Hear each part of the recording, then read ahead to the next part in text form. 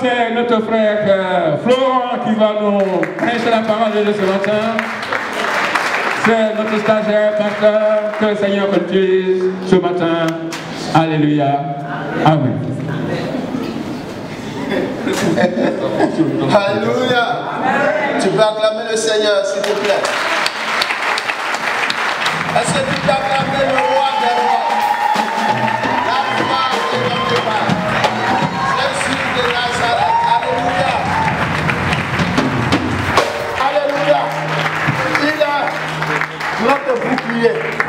L'Éternel est notre force. L'Éternel est notre rédempteur. Bien-aimé, où tout semble un peu difficile, où tu te poses plusieurs questions. Tu te dis, mais à qui je dois regarder? Et le Seigneur dit que ton âme supplie simplement auprès de lui. Parce qu'il est ton bouclier. Il est ta force. Alléluia. Je le crois ce matin. Parce que quand je suis dans les moments difficiles, c'est le Seigneur qui me relève. Ma force est l'Éternel. Ma force est l'Éternel. Alléluia. Et si ta force est l'Éternel ce matin, acclame Jésus. Alléluia. Acclame Jésus. Alléluia. Bien-aimé, ce matin, j'ai dit que tu devais être un conquérant. Alléluia. Alléluia. Il faut dire, je suis un conquérant. Alléluia. Je suis un conquérant. Alléluia. Alléluia. Nous allons prendre notre Bible et ce matin je suis dans la joie, une joie immense parce que une de mes filles a eu son bac. Elle, c'était difficile. On dirait que c'était la troisième fois ou bien deuxième fois. Et Kéran, elle va se tenir debout, elle va faire la lecture.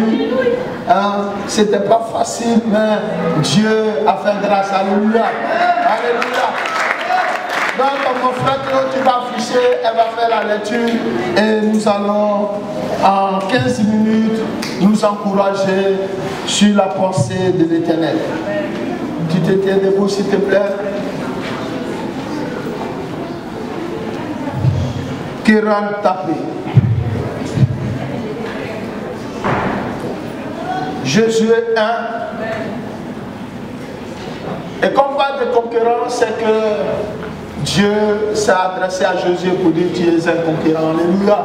Et quand nous lisons tout le livre de Josué, la pensée dominante c'est d'être un conquérant pour conquérir le territoire que l'Éternel a promis à ses pères.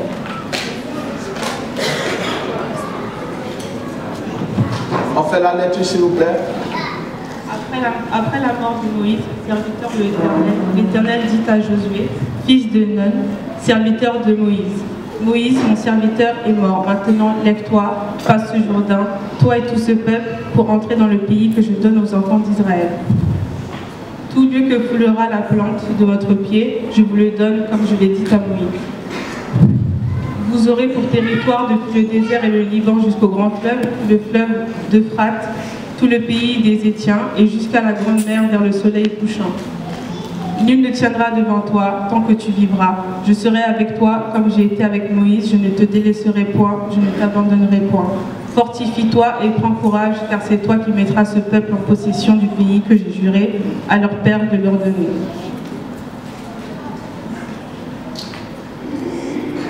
Vas-y.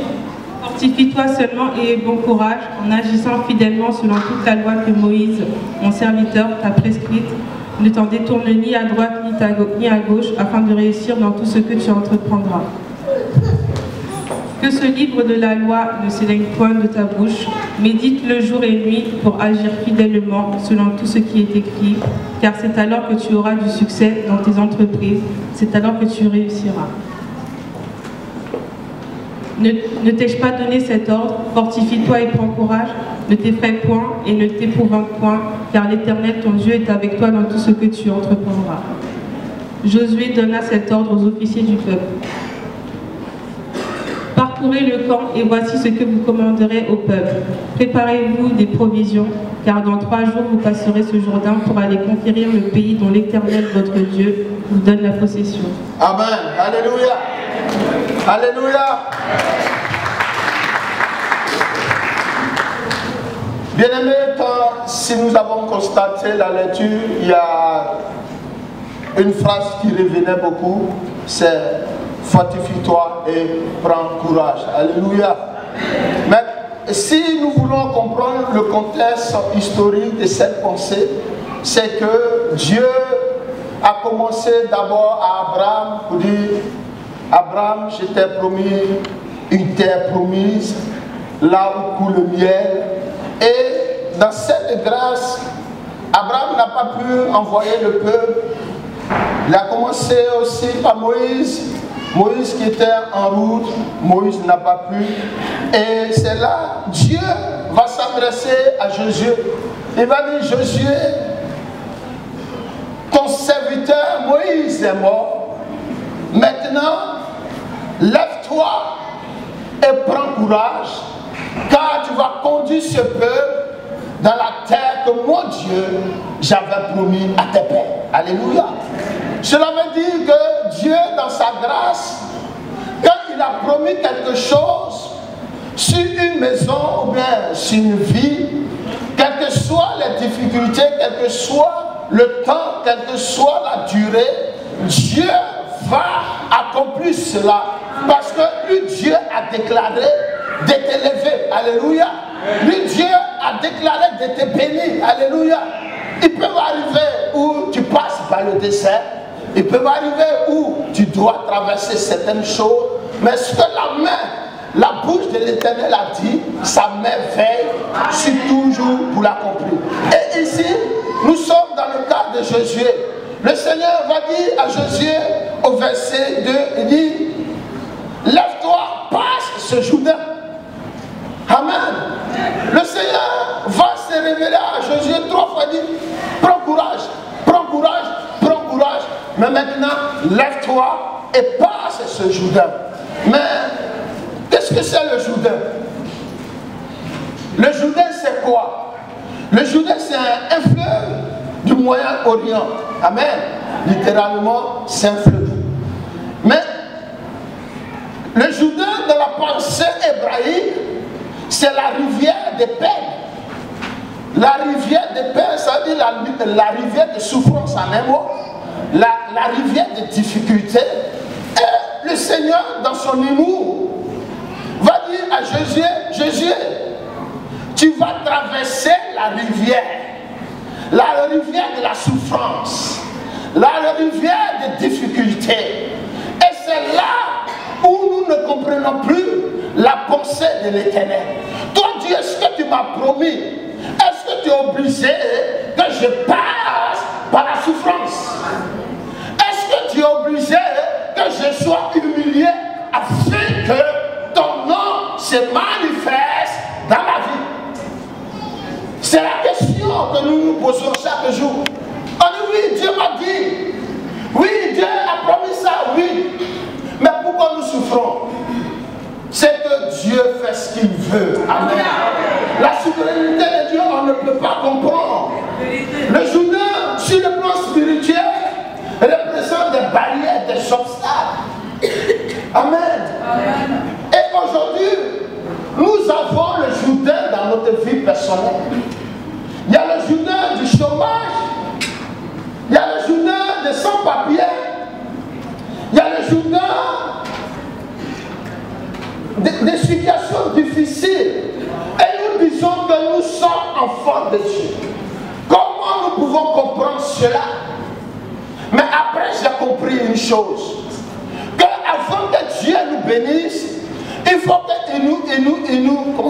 qu'il nous presse. Alléluia. Afin que la bénédiction qu'il nous a donnée, nous puissions valoriser ça. Afin que nous puissions considérer ça. Alléluia. Dans les difficultés que nous devons traverser chaque jour, fait partie du plan de l'Éternel. Alléluia. Fait partie du plan de l'Éternel. Abidjan, on a écouté des messages. Arrêtez de souffrir. Venez au Seigneur. Mais quand on vient au Seigneur, ce n'est pas facile. Il y a la souffrance. Il y a la réalité. Mais le Seigneur nous donne une seule parole. Il dit: fortifie-toi et prends courage. Cela veut dire que tu dois aller au bout de ce que Dieu a dit. Mais celle-là, c'est difficile. Beaucoup de chrétiens n'arrivent plus au bout. Beaucoup de chrétiens n'arrivent plus. Parce que difficile. Parce que la situation est tellement dure. Humainement, la situation ne peut plus supporter. Jusqu'à même on se pose la question. Est-ce que nous sommes enfants de Dieu? Est-ce que réellement mon Jésus que j'ai accepté est le vrai Jésus de mon frère? Oui. Mais Dieu veut que tu passes le Jourdain. Alléluia. Dieu veut que tu passes le Jourdain. Et nous sommes dans cette pensée de découragement. Nous sommes découragés parce que nous prions chaque jour et rien n'avance. Nous prions chaque jour et quelque chose de nouveau ne se produit dans notre vie. À même moment, quelque chose, il n'y a pas quelque chose qui se produit réellement dans notre vie personnelle. Et le découragement a son corps. Nous sommes dans un foyer où les choses difficiles s'élèvent. Les enfants sont devenus insupportables. Ils ne peuvent plus écouter les conseils des parents. Les enfants sont devenus impolis. On se dit, mais Seigneur, est-ce que cet enfant, tu me l'as réellement donné? Oui, le Seigneur t'a donné cet enfant. Mais Dieu veut simplement que tu te fortifies et tu prennes courage pour éduquer ton enfant. Alléluia. Alléluia. Alléluia. Aujourd'hui, excusez-moi, il y a beaucoup d'aigris à l'église. Parce qu'ils n'ont pas compris qu'il doit se fortifier et prendre le courage. Il y a beaucoup d'aigris parce que d'autres sont bénis et ils ne sont pas bénis. Mais ce n'est pas la faute de la personne qui est bénie. La personne s'est fortifiée. Parce que la mer était là, la rive était là. Il s'est dit, non, si je traverse, je risque de plonger, de me noyer. Mais il dit, non, comme le Seigneur dit, fortifie-toi et prends courage, je vais traverser. Je vais traverser. Aujourd'hui, on refuse de traverser et nous sommes devenus aigris. Il ne faut pas être aigri, soeur, frère. Alléluia. Alléluia. Alléluia. Tu me comprends au moins? Les obstacles sont là, le Jourdain là. Sur le plan spirituel, on n'avance pas. Tu n'avances pas. Au début de notre conversion, Dieu nous fait grâce. Il te donne les paroles de connaissance. On appelle ça parcours. Tu as tous les parcours, les révélations. Quand il dit Seigneur, il te bénit. Mais il arrive un moment où Dieu ferme le robinet. Pour dire, attends, je vais le tester un peu. Je vais voir réellement s'il est avec moi. Toi-même, tu disais que Dieu te parlait. C'est toi qui viens maintenant, André, Dieu m'a oublié. Dieu n'oublie jamais. Alléluia. Nous oublions Dieu. De peur de mettre notre confiance en lui. De peur de se fortifier sur ce que l'Éternel nous a dit. Alléluia. Amen. Amen. Le Seigneur parle à Josué et dit, fortifie-toi, prends courage. Alléluia. Alléluia. Fortifie-toi et prends courage. Frère, il y a certaines attitudes des frères et sœurs qui peuvent nous décourager. Alléluia. Tu te dis, mais est-ce que c'est l'attitude d'un chrétien? Est-ce que c'est l'attitude d'une chrétienne? Mais frère, c'est ton Jourdain. C'est ton Jourdain, le comportement de ton frère. C'est ton Jourdain. Il faut traverser ça. Alléluia. Il ne faut pas reculer. Alléluia. Il y a beaucoup de chrétiens qui reculent. Quand il y a les obstacles, ils reculent. Je ne viens plus à l'église parce que dans l'église là, on ne bénit pas.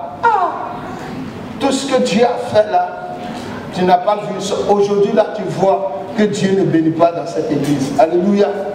Alléluia. Il y a la maladie.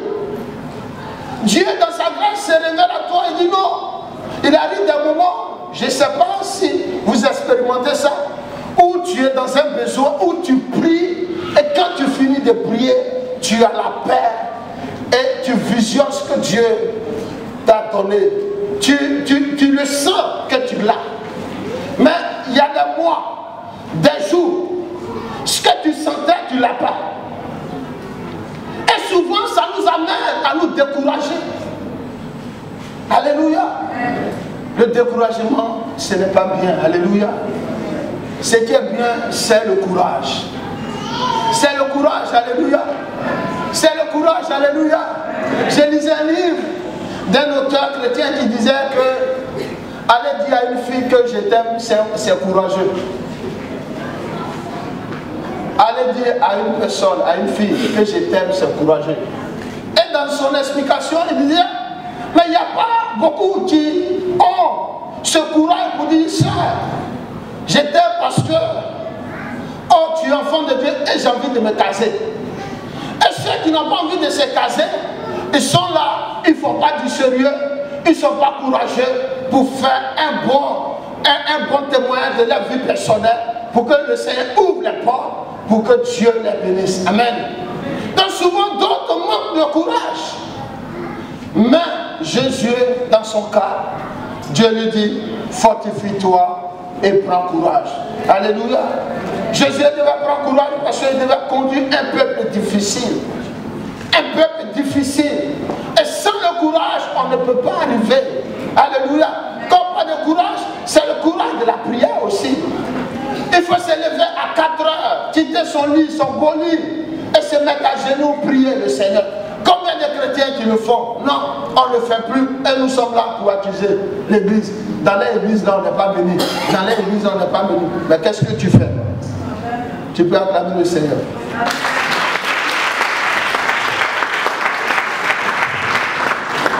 Alléluia. Comment nous devons nous fortifier et prendre courage? Quand nous lisons le verset 5, il dit, nul ne viendra devant toi tant que tu vivras. Je serai avec toi. Alléluia. Alléluia. Les difficultés ne tiendront pas devant toi. Alléluia. Il dit à Jésus, tant que tu vivras, moi Dieu, je serai avec toi. Est-ce qu'aujourd'hui, réellement, personnellement, est-ce que Dieu est avec toi? Ça, il faut s'interroger souvent. Parce que si Dieu est avec nous, quelles que soient les difficultés, ça doit être pour moi un sujet d'enseignement pour nous. Ça doit être un sujet d'expérience pour nous. Ça ne va pas prendre le dessus sur notre foi. Ça ne va pas nous ramener en bas, au lieu que nous ayons dessus la hauteur.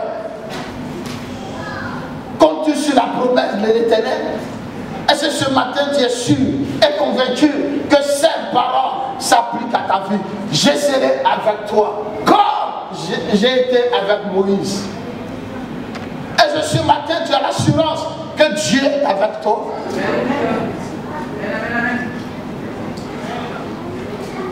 Est-ce que ce matin tu as l'assurance que Dieu est avec toi? Alléluia. Donc si Dieu est avec toi, pourquoi tu as peur, ma soeur? Il dit, ne t'effraie pas, n'aie pas peur, je ne vais pas t'abandonner. C'est pas comme l'homme qui abandonne souvent ses enfants. C'est pas comme l'homme qui abandonne souvent sa femme. Mais Dieu dit que moi, je ne vais pas t'abandonner. Une parole rassurante. Dieu te rassure que je serai avec toi pour combattre tes ennemis. Je serai là quand tes ennemis vont se lever contre toi. C'est mon Dieu avec mon bouclier, je combattrai pour toi. Nous devons nous appuyer sur la promesse de l'Éternel.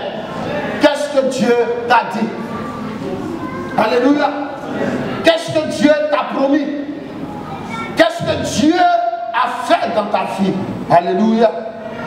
Nous devons aussi nous appuyer sur la puissance de l'Éternel. Alléluia. Nous devons nous appuyer sur la puissance du Saint-Esprit. C'est le Saint-Esprit qui convainc. Alléluia. Et ce matin, ce don spirituel, j'ai dit merci Seigneur. Parce que Dieu, dans sa grâce, t'a vêtu encore. Les gens ne croyaient plus que Dieu tue. Les gens ne croyaient plus à cela. Mais Dieu n'a pas changé. Dieu n'a pas changé. Alléluia. Dieu n'a pas changé. Dieu est toujours le même. Mais dans son amour, il nous amène à renoncer aux choses qui ne glorifient pas son nom. Alléluia. Alléluia. Il faut changer. La puissance de Dieu se manifeste toujours. Alléluia. devons nous fortifier. Il dit au verset 7, fortifie-toi seulement et bon courage. Alléluia. C'est mettre sa confiance en l'Éternel. Et quand nous mettons notre confiance en l'Éternel, la pensée qui suit, c'est que nous sommes obéissants. Amen. Il y a d'autres personnes qui disent non, j'ai confiance en Dieu. Ma confiance est en l'Éternel. Mais souvent, ils ne sont pas obéissants. Alléluia. Ils ne sont pas obéissants. Il dit que s'il agit fidèlement selon la loi de Moïse, ton serviteur, et si tu ne te détournes pas de droite ni de gauche, le succès, la réussite sera avec toi. Comment tu mets ta confiance en l'Éternel? Et ta vie est remplie de découragement. Quand tu reçois un courrier de l'huissier pour dire que tu seras expulsé parce que tu ne payes pas ton loyer, ce jour-là même, dans la semaine même, tu ne vas plus prier. Tu ne vas plus prier même. Tu vas commencer à courir par-ci, par-là.